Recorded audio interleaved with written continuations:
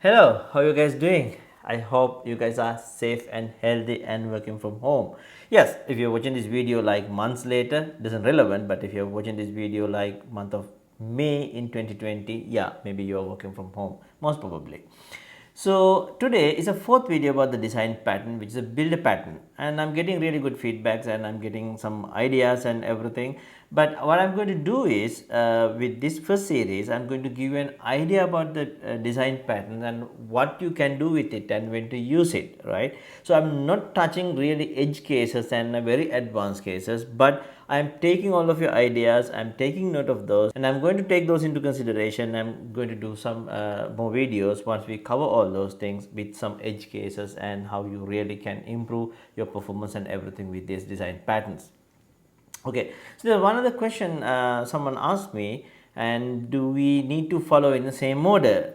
The answer is no, because by nature design patterns doesn't have any order, right? It depend on what you're going to do with it, and case by case, right? It depends on use case.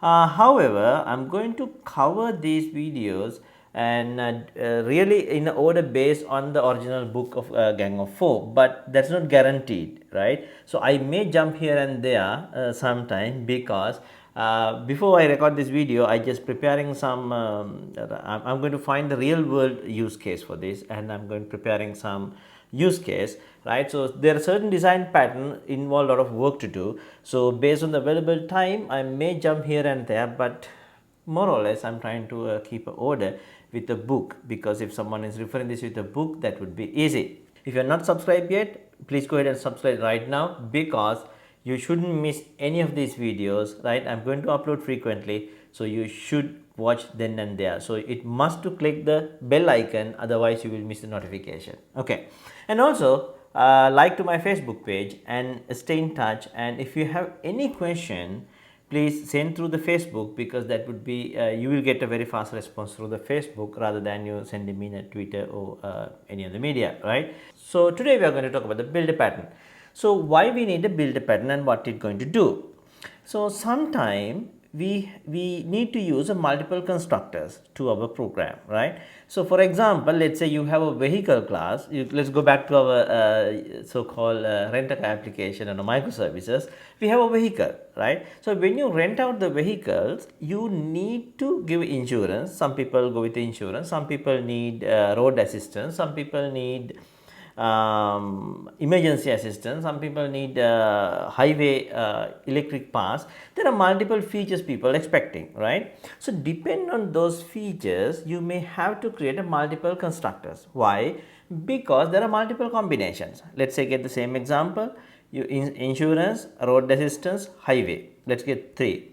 Some people may need insurance and a road assistance but not the highway, right? So but some people may need the highway but not the insurance or not the road assistance. Some people may only need the road assistance, some people only may need the insurance, right? Likewise, you may have to do the multiple combination of these constructors. So if you traditionally go implement this with the constructors, your code will be really complicated, because you need to implement multiple constructors, right? But some people used to do something called a telescopic constructor, right? So what the telescopic constructor mean, you can have a multiple constructors, and each constructor use other constructors depend on the parameters. I'm going to show you in a while. And some people use get setters, right, to set the object state. But the real problem when you use the setters, you cannot make it immutable, right? Why? Because anyone can change the object after it's created, right? That's not good to introduce into some of your programs. There are cases you need that, but sometimes it not it shouldn't be there. So immutability, sometimes we need immutability.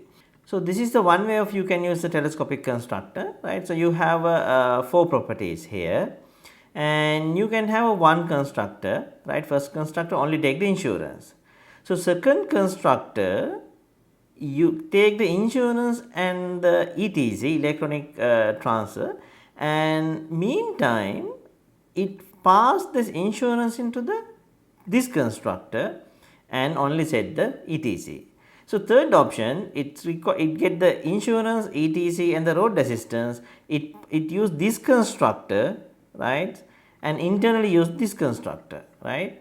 So the fourth one, it take all the parameters. What it does is it pass these three parameters to this constructor. That means it will pass these two parameters to this constructor. That means it will pass this parameter into this constructor, right. That's what called telescopic constructor. So you can do this in other way around as well, right. So like this. So you take this one, right. So this one, you take all four constructors, all four parameters, right, to the constructor, and this one insurance, etc and road resistance. So you use the same constructor by passing a null into the drop off location, right. And then you take three parameters, right, and you pass this, you use this constructor by passing a null. So internally it use this constructor passing two nulls now, right.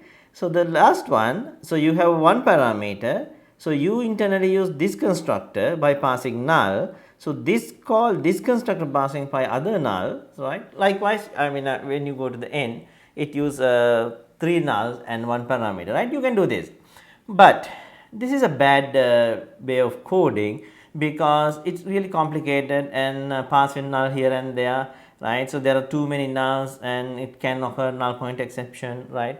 Code get complicated. So this is the problem we are going to solve with a build pattern. So what we are going to do here, so you can see we have same four parameters here, right, and I am going to create one more class inside this class called my builder class, right. So what I am going to do is static class builder, all right. So here I am going to use these same parameters, right. I am going to use these same parameters. Okay, so now see carefully what I am going to do here. If you really want, if you want to like enforce some parameters to object to create, right, there are maybe situation, yeah, when you create object, this parameters must be there, right. If that case, you can enforce that with a constructor, right. So if not, let's say have a default constructor, okay, for now, right, I'll show you how you can enforce this. So what you can do is you are going to create four different methods. Each method will set the particular parameter and return the same object, okay. See what I am going to do is now public builder etc. I am purposely not using a primitive booleans here. This dot etc equal etc and return this, okay. So what this does is it will take etc and it assign to this. It looks like a constructor, but it's not. It looks like a setter, but it is not actually. It return current instance. Let's do this for all of the properties, right. In case if you want to enforce some parameter, let's say for example insurance is must for this one, so you can use this here, insurance, and right, you can do this, right. If not, you can use one other method for insurance as well, right.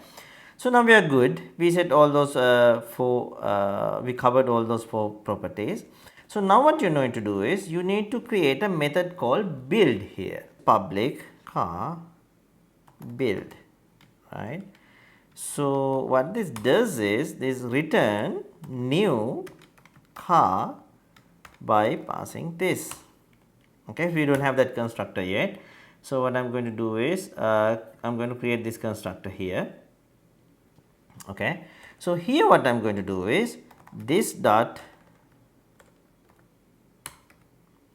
insurance equal builder dot insurance, right. So I am going to do this for rest of the three.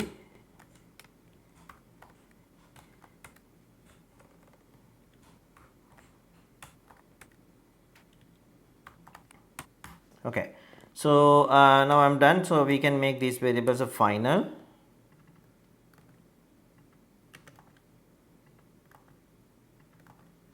Okay, so now I am good. Okay, so I am going to implement a toString method for this one to see this when we print, right? So now I'm good. So now what I'm going to do is I'm going to go here. So if you go with the first method, what you need to do is, let's say, let's go with the telescopic constructor. One new, right? So I'm going to pass some parameters. Insurance is full, right? So if I do that, and if I print my car telescopic one here, so you will see when I print this, it print this with a bunch of nulls, right? So if you do this for the second one, right? So if you do this for a second one, and if I do that now, it will print almost same thing.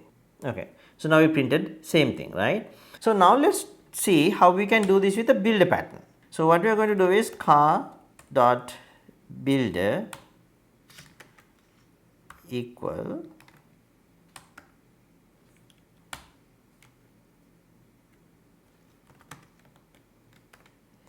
since we have used the one parameter as a required parameter, we need to pass that, otherwise we don't need to pass anything, right? So now I can get a car from the builder, car equal builder dot drop off location, let's say LA dot, see this one, dot road assistance full dot build. I mean, you can give any name for this method, that doesn't matter, right? So now let's print the car here, right? So now let's see what happened. Okay, so we get the same output, right? So now you can see here we get the same output, but we don't use multiple constructors, right? We don't use any setters, so we can guarantee the immutability, and we use single one line, and we can just set the parameters what you want to set. You just know, you don't need to pass any null values for the parameters you don't use, right? Just imagine if you have like 20 to 30, I mean you may not have such classes, but if you just imagine if you have a constructor with the 30 parameters, but you need to pass 1 or 2, then you need to pass null 28 times, right? But with this one, you just pass the value you need, but you don't pass any null values, right? It automatically take care of your design itself. So one of the disadvantage of this this design pattern is, like, initially you need to do a lot of codings, because depending on the number of parameters you need to implement, but once you implement, it's really easy to use. Like for a Java string builder is a really good example for this one, and because you can like keep appending, you can append one and dot append like that, because how this works, you get you set one parameter and then you return itself a build object, right? So you can perform the same type of method calls again and again, right? So this is the builder pattern, and I hope this is a very simple pattern. I hope you understand, and I hope you will do some samples and get ready for the tomorrow video, which is we are going to discuss chain of responsibility, right? This is a very interesting, quite interesting design pattern to learn. Then subscribe to the channel, like and comment. Stay safe. Take care.